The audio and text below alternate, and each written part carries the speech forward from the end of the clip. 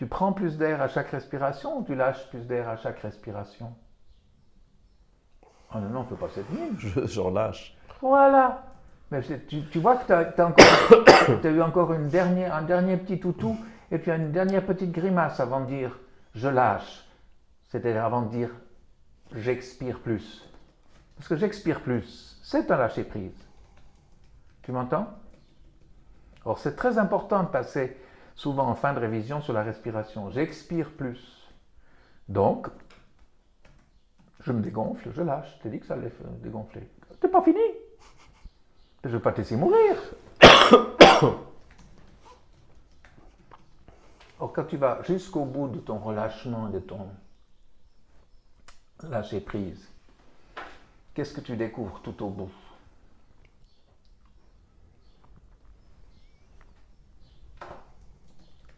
Si je te laisse expirer plus, tu vas mourir.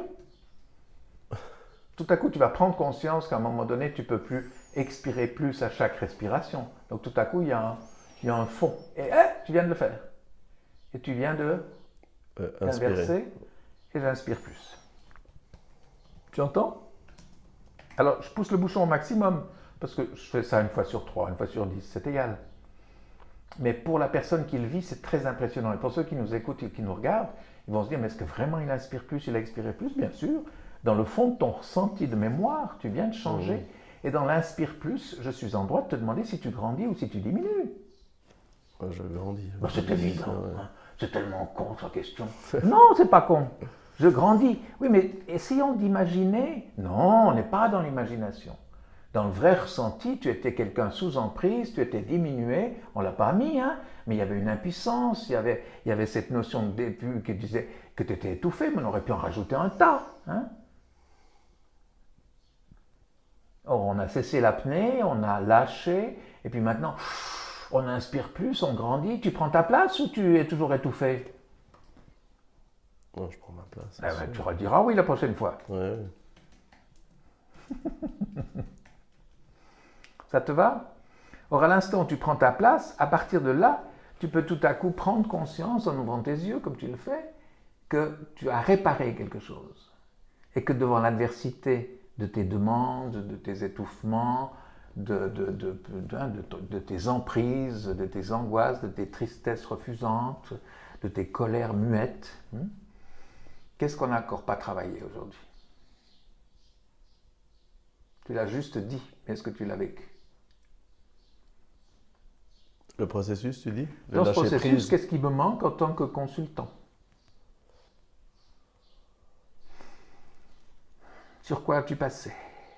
À partir de la jeune fille, de la pétrissoire, des bras de la pétrissoire, tu as eu plein de réactions, ouais. Mais la seule chose que tu n'as pas vraiment fait entendre, c'est ta colère. Moi, la colère, j'allais dire. La colère ou la tristesse sont... Ta tristesse muette et ta colère ne sont pas encore traitées. Ouais, on a passé par-dessus. Tu as réussi à sauter par-dessus, ce qui est déjà génial, puisque ce qui était surtout important, c'est que tu prennes conscience que tout ce qui pouvait te mettre en colère ou te rendre triste était totalement fictif dans ta création. C'est-à-dire spécifiquement le bras, ou l'emprise, ou la façon demandeuse de cette jeune fille. Alors à partir de là, toutes tes vérités personnelles sont derrière. Et c'est intéressant parce qu'à partir de là, naturellement, on peut déboucher sur d'autres choses par rapport à la qualité et la façon de déposer tes désirs.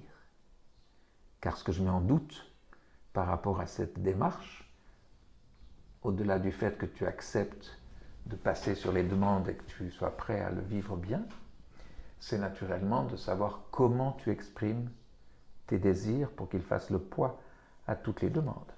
Donc, je sens déjà ce qu'on peut encore peaufiner, parce que cette colère muette, elle te rend d'office impuissant aux prochaines demandes. On est presque rentré dans le... On est resté dans les paraboles. Il faut bien que tu entendes que le soin en soi est valide, mais autant la tourbière que la boulangerie de ton grand-père ne sont que des paraboles de ta vérité. On entend bien qu'on n'a pas été trouvé encore aujourd'hui l'origine de ta gêne et de ton fonctionnement. Mais par rapport à l'ampleur de ta personnalité et de ton identité, ça te donne quelques idées. C'est certain. C'est chouette. Ça t'a plu? Ouais. Et je trouve que c'est assez formateur. C'est Ouais, assez très rare que bien. je démonte une... Ah oui, une plongée dans la déposition et puis une sortie de vérité uniquement sur des cas que j'appelle paraboles.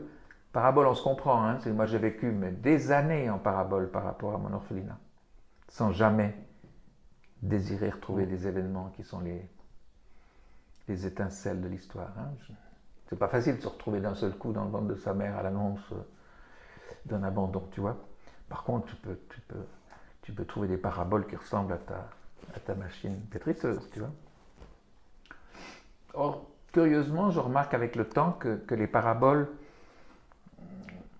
ont servent aussi, ouais. en tout cas un effet aspirine extrêmement important. Ce n'est pas forcément guérisseur ou guérissant ou totalement nettoyant, mais ça contribue vraiment à un confort déjà assez extraordinaire. Je noterai quand même qu'il y a d'abord une prise de conscience, C'est le fait de déposer. Il y a une intégration, le fait de vivre les émotions jusqu'au moment où, même si c'est effectivement pas le moment originel, deux fois en tout cas, ils ont été vécus dans mon cas. Et puis, il y a une bascule qui se passe. Alors, bien sûr. C'est peut-être passer par-dessus plutôt que passer complètement à travers. C'est pas inconditionnel. C'est vraiment passer. Je t'explique.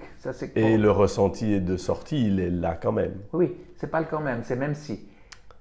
Même si tu me fais une parabole, c'est la preuve évidente que ton corps a réussi à vaincre ton mental. Ton mental n'a aucun intérêt à trouver le déclic de départ. La première clope, ça ne l'intéresse pas. Il veut à tout prix que tu les évites. Par contre, les quelques fois où tu as trouvé des évidences par rapport à ta dépendance et ton fonctionnement, tu peux les faire en forme de parabole, et ça signifie que ton corps vient de vaincre toute la dimension mentale qui t'alourdit, qui t'emprisonne, qui t'étouffe, qui te broie, etc. Ouais. Et ça, c'est déjà totalement souverain. C'est déjà libérateur. Tu mets déjà un J majuscule à ton je et ça te rapproche beaucoup de ton moi. Ça me fait plaisir de te voir dire oui de la tête et de te voir sourire. À la prochaine. Merci.